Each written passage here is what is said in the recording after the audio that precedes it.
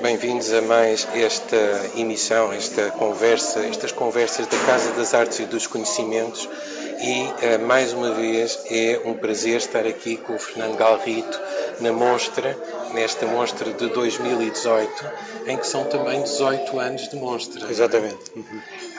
E o Fernando vai-nos falar, como é habitual, do que é a mostra deste ano e do que é que ela nos vai trazer, mesmo depois de acabar, porque ela não acaba, a mostra nunca acaba, não é? É verdade. A mostra tem este conceito de ser uma mostra todo o ano, não é? Começa por aí, talvez.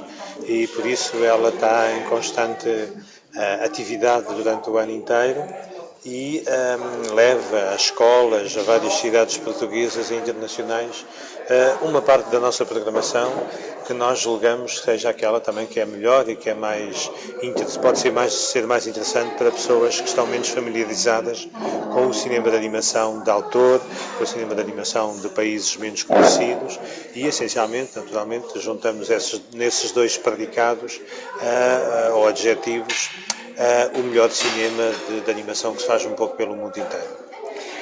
E a mostra este ano dá um destaque muito, muito especial a Estónia. A Estónia, que é um país pequeno em dimensão, mas grande culturalmente e ainda maior, diria, do ponto de vista daquilo que é a sua produção de cinema de animação. Só para quem estiver menos familiarizado, a Estónia é um país com 1.400.000 habitantes, mas tem o maior estúdio da Europa do Norte de cinema de animação de marionetas, por exemplo, que produz, ao longo destes anos, já produziu mais de 250 curtas, algumas longas metragens, está agora a terminar uma que está mesmo a acabar. Produziu séries comerciais, etc. Portanto, para além de outros estúdios relativamente pequenos, mais independentes, onde se faz também muita produção independente, e de um outro filme mais dedicado à animação 2D, onde são produzidos essencialmente filmes em desenho ou digitais, mas na técnica de duas dimensões. E, para além disso, a cinematografia da Estónia deitou para o mundo, para além de filmes de grande qualidade, grandes mestres do cinema de animação que nos acompanham desde há mais de 60 anos e que mesmo no período soviético, ou seja, quando a Estónia era um país, era uma república da União Soviética, ou seja, desde os anos 40, continuou a produzir grandes obras no seio da União Soviética e a influenciar, inclusivamente, grandes autores da animação russa. Ou seja, aquilo que era uma das suas repúblicas mais pequenas era também uma espécie de matriz do ponto de vista do cinema de animação soviético. E isso não é de realçar, e quando há independência da Estónia da Rússia, esta qualidade continua a manter-se e, para além dos grandes mestres, como o Pritpar, Rinwood, há um conjunto grande de jovens realizadores, o Kaspar Jancis, o Lupikov, entre muitos outros, que aparecem e que, digamos, continuam esta escola, que é uma escola, do ponto de vista estético, muito importante na história do cinema de animação mundial e, naturalmente, também na história do cinema de animação da Europa. E de certa maneira, no fundo, o que aqui a mostra vai fazendo é abrindo fronteiras do mundo, não é? Através do cinema de animação, através, no fundo, desta arte muito especial, não é? Que neste tantas outras artes, no fundo, a mostra todos os anos, houve aí um saltinho, não é?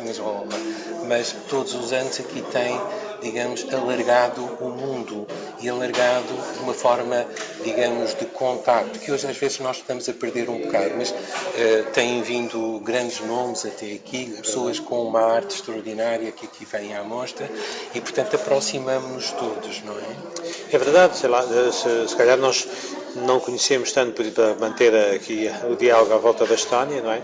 Já não conhecemos tanto o cinema de animação da Estónia, ou a própria Estónia, não é? Que é um país que é quase o oposto do ponto de vista da Europa de Portugal, ou seja, nós estamos cá no sul, eles ficam no topo norte da Europa, estão também encostados a um mar, não a um oceano, mas a um mar, ou seja, a água é um elemento comum que nos une a nós e aos estónios, e eles têm inclusive um dizer, que nós podemos dizer que também é português, que é: em cada 10 marinheiros que se encontram nos oceanos do mundo, um é da Estónia. E se calhar nós podemos dizer também, se calhar, entre cada 10 marinheiros que existem no mundo, se calhar um é português, ou pelo menos tem alma portuguesa e foi influenciado pelas nossas travessias marítimas.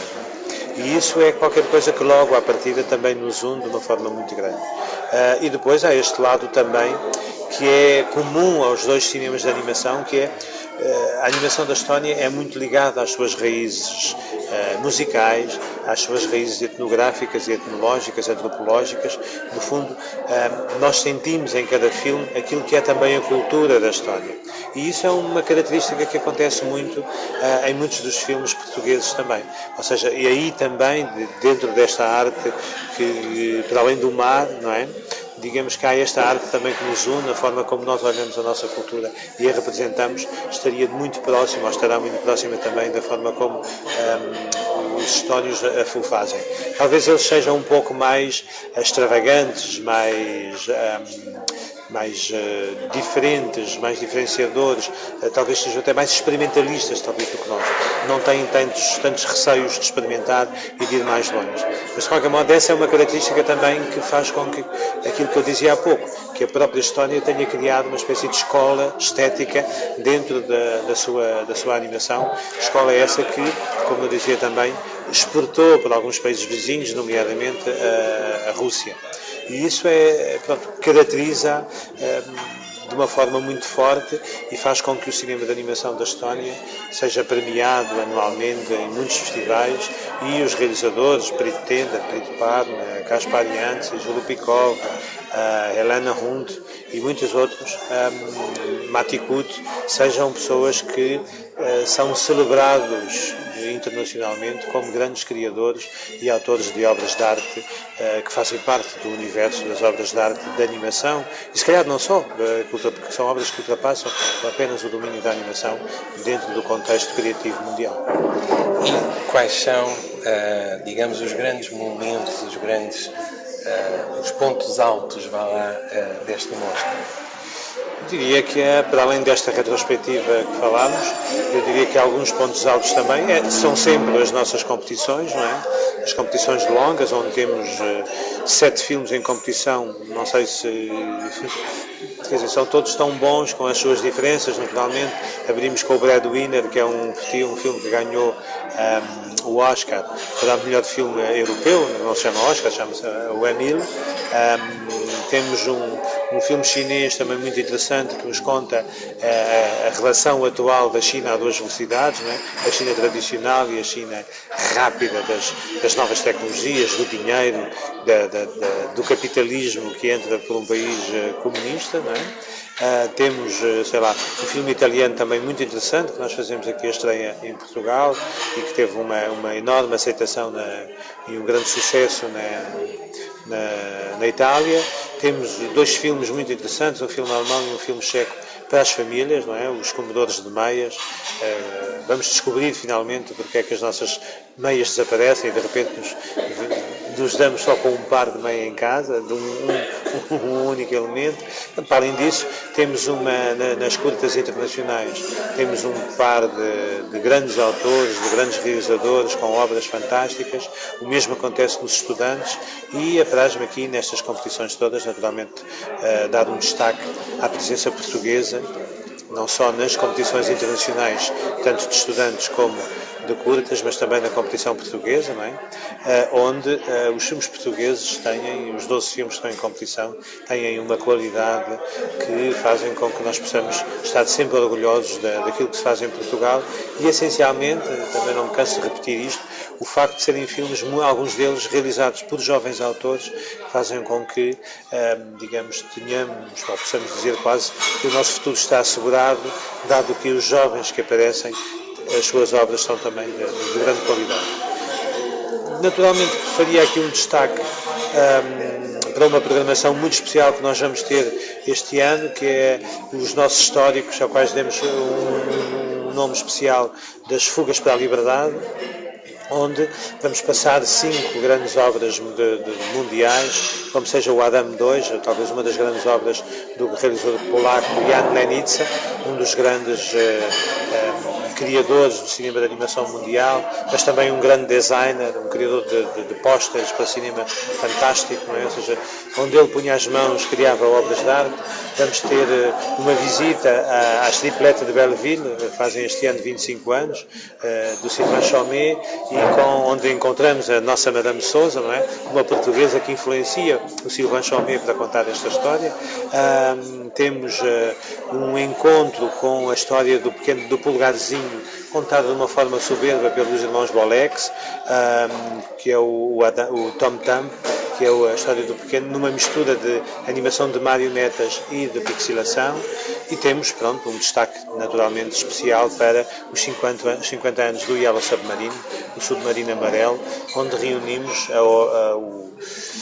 o gênio enorme que era o George Dunning nas obras que fazia, com a música dos Beatles, e um grupo enorme de grandes criadores, alguns deles começavam a sua obra, a sua carreira, como seja o facto do Paul Drisson, que vai estar entre nós 50 anos depois de ter começado a sua carreira a trabalhar no Submarino Amarelo, e que vai estar entre nós um pouco também para falar desse filme e especialmente do seu último filme. E esse penso que também será um dos grandes momentos do festival, que é a estreia mundial do último filme do Paul Drisson, que é, para além de ser um realizador oscarizado, é sem dúvida um dos grandes criadores também mundiais de cinema de animação, com prémios em todos os festivais, digamos, abençoado por uma capacidade de recontar e de contar histórias, e penso que será um grande momento para nós, não só a estreia do seu filme, mas também todos os que possam, na quinta-feira, no dia 15, devem aproveitar a masterclass que ele vai dar, porque ele vai nos ensinar como é que ele pega num texto, como é que ele pega numa ideia e a transforma numa história, e depois nos encanta com os filmes que realiza. Ou seja, penso que são momentos, para além de muitos outros, não é? O lado japonês do festival este ano fortíssimo, com uma retrospectiva de um dos grandes criadores de longas-metragens do Japão, o Mamoru Hosoda, a presença entre nós de 2 oscarizados também do cinema japonês, o Kunio Kato, que vai mostrar os seus filmes e também dar uma conferência sobre o seu trabalho, e o nosso querido amigo Koji Yamamura, que vem falar especialmente sobre os seus filmes religados com a música. Os filmes que ele faz sobre o Parade, do Satie, os filmes que ele faz com a Catherine Vaudeste, uma grande criadora musical francesa, que vai estar também entre nós e que vai interagir com o Koji Yamamura, falando da criação de um filme que fizeram em conjunto sobre as baleias, sobre o universo submarino, Water Dream, e que é sem dúvida também uma homenagem à relação entre o cinema de animação e a música, mas também uma homenagem à arte de observar o mundo marinho de uma forma única, diria eu. E então, mais uma vez, também um grande momento deste festival é também esse encontro entre um músico e um grande realizador, que vão falar de como é que constroem em conjunto as suas obras de arte. Ou seja, não faltam, digamos, temas imperdíveis neste festival, para além de duas áreas importantíssimas da programação do nosso festival, que é a relação do cinema de animação com as novas tecnologias e com aquilo que nós dizemos que está para além do ecrã, ou seja, a relação do cinema de animação este ano com a realidade aumentada, não é? O cinema de animação é fundamental para este novo ato criativo e de descoberta que há de relação entre aquilo que é a realidade e depois tudo aquilo que nós podemos colocar sobre essa realidade para aumentar, para redescobrir o que já foi, mas também para descobrir a novidade, aquilo que é de novo, não é? E aí vamos fazer na terça-feira uma grande mesa redonda e uma grande demonstração de vários projetos portugueses de ponta e que ombreiam com todos os projetos internacionais sobre a utilização da realidade aumentada na saúde, na arquitetura, no design, nas artes, ou seja, nos jogos, não é? Ou seja, todo este aspecto fundamental que relaciona também a arte do cinema de animação com os novos olhares. Portanto, ou seja, temos aqui uma base, temos aqui um programa que eu acho que quem perder está a perder mais do que vindo a um festival, está a perder o encontro, como dizias, com grandes génios do cinema de animação mundial e da criatividade e até da pós-criatividade. E também com esta consciência, como falavas, das possibilidades que de facto hoje o cinema de animação, com as novas tecnologias, mas com as novas tecnologias usadas por pessoas com talento, não é? Porque há também uma má utilização, como em todas as áreas das coisas, não é? Mas quando usada por pessoas com talento, de facto abre horizontes fantásticos, não é? E a mostra, nós estamos aqui no Cinema São Jorge, em Lisboa, a mostra tem aqui o coração, não é? Exato. Mas tem um corpo espalhado por vários sítios. Exatamente. A mostra vai andar à solta, como nós lhe chamamos, por 9 cidades portuguesas, desde Trás-os-Montes, em Torre de Moncorvo, até Faro, até o Algarve, ao longo do país, Coimbra, Santarém, Porto Alegre, ou seja, vamos visitar as cidades, todas com uma parte da nossa programação. A Monstrinha, que é também uma das meninas dos olhos desta monstra, não é? A monstra para os mais pequenos, não só visita escolas, mais de 70 escolas na cidade de Lisboa, mas também está em 11 escolas de Almada, Barreiro, Montijo, Salvaterra de Magos, e depois também se vai espalhar por cerca de 40 vilas e cidades portuguesas, já para não falar no facto de termos sido convidados para fazer o festival em Hong Kong e em Xangai e em Beijing.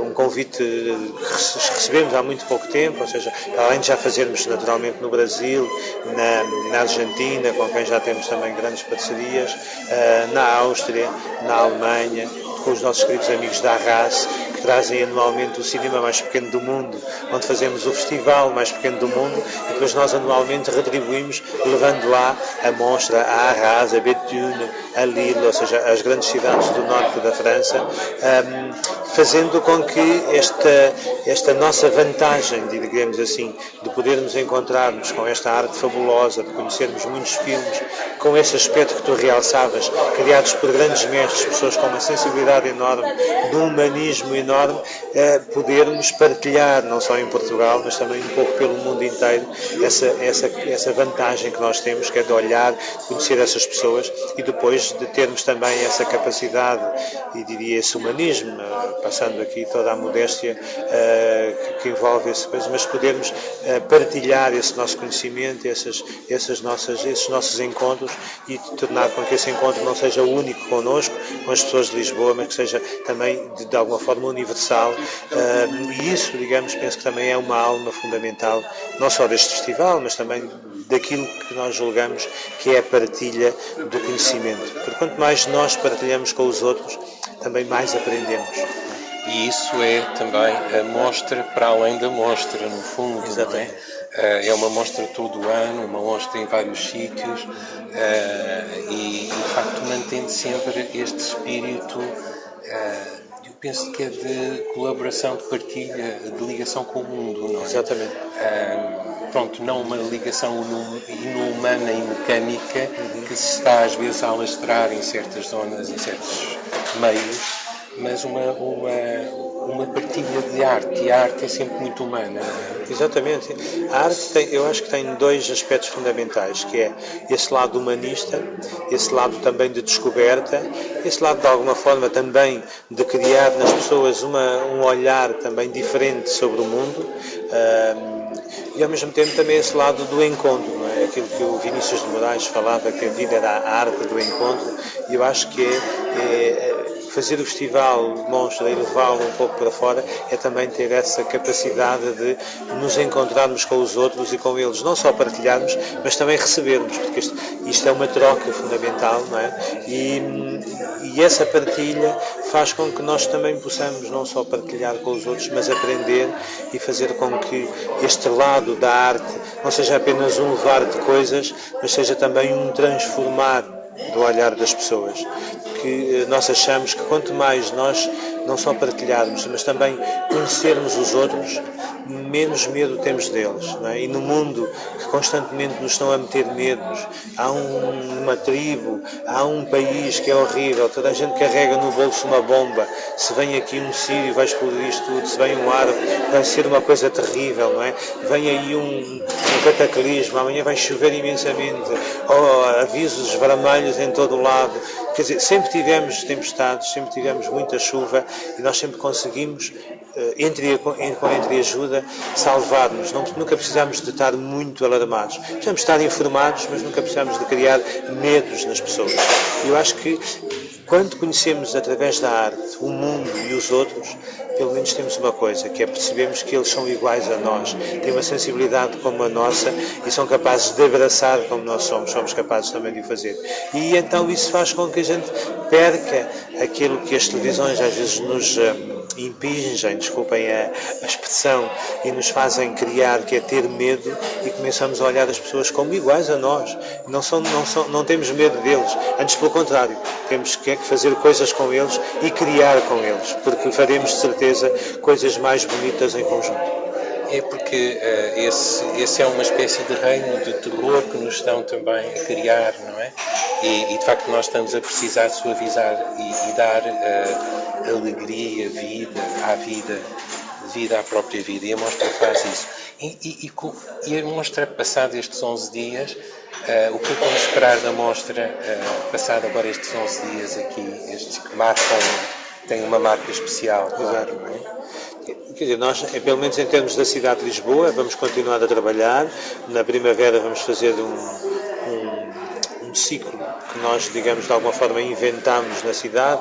Nós chamamos o Bike-in, que é levar as pessoas ao cinema de animação usando a sua bicicleta. Agora, ainda por cima, a cidade está invadida pelas giras, não é? As pessoas quase em qualquer sítio da cidade podem agarrar na sua bicicleta e vir aos diferentes locais e jardins, onde nós vamos fazer também sessões de cinema de animação, especialmente para pessoas que nos vêm visitar de bicicleta, criando também essa relação com o ambiente, que é ver de cinema de animação, fazer oficinas e criar filmes de animação no próprio espaço do jardim e levar as pessoas a ver esses filmes, a realizar esses filmes connosco, utilizando também um meio ambiental e equilibrado que é a bicicleta.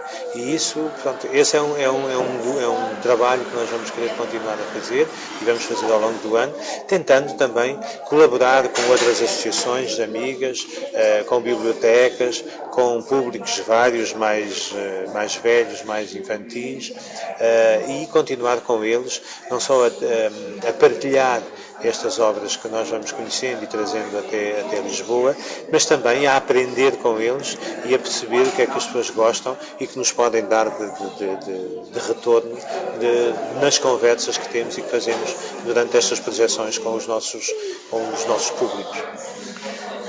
E há alguma coisa mais que tu queiras realçar, aproveitar esta oportunidade para realçar, agora que estamos a aproximar-nos deste final? Aquilo que eu gostava de realçar, e penso que essa é sempre a matriz do festival, é que passado o festival, independentemente sejam filmes de animação, sejam outras obras de arte, que as pessoas não percam essa capacidade de estar abertos para a diferença, para o novo. Não é? Às vezes abrigamos-nos muito a rever e a olhar as coisas que já vimos muitas vezes, porque temos medo da diferença, temos medo do novo, não é? E nós achamos que crescemos muito mais, de uma forma muito mais saudável, mais equilibrada e muito mais na relação com o outro, quando abrimos o nosso coração e o nosso espírito para a diferença, para o novo, não é? Não tenham medo de ir ver outros filmes de animação, outros realizadores, outras exposições, irmos a outros espaços que nunca fomos, porque ao chegarmos lá, às vezes é um pouco como os jovens, os adolescentes, que é, nós tentamos tirá-los de casa e eles não vêm, não quero ficar aqui, o telemóvel, passa não sei o que e tal. E depois quando eles chegam aos sítios connosco, às exposições, aos concertos, no final, foi fabuloso, não é? E eu penso que nós todos, crianças, jovens, e especialmente também nós adultos, devemos estar abertos para essa novidade, para a diferença e não termos medo lá porque está a chover, irmos ao cinema, irmos a um museu, não é? Porque olhar uma obra de arte, seja ela de que estilo for, é tão que dá-nos tanto calor e tanto prazer como estarmos em frente à televisão ou em frente à lareira. Se calhar até mais, porque dá-nos um calor que a lareira não é só térmico e o outro é um calor humano, um calor de criatividade, de conhecimento e de saber. E talvez o grande desafio que eu deixava aqui a todos era: vamos sair de casa, vamos abrir o coração e vamos ver e descobrir coisas que nunca vimos. Vamos partir à pesquisa da novidade e da diferença. E claro, sendo este um apontamento da Casa das Artes e Conhecimentos, eu devo dizer e comunicar aqui às pessoas que estejam a ver-nos que é um prazer ter o Fernando Galride como membro honorário desta casa. Obrigado. Porque nos honra muito, de facto, e traz este espírito que queremos manter, que é o espírito que tens falado, que é este espírito de partilha, de reunião, de encontro, de arte no seu melhor. Obrigado, Fernando. E Obrigado. Até sempre. Em outras oportunidades, junta sempre com este espírito da mostra. Obrigado, Fernando.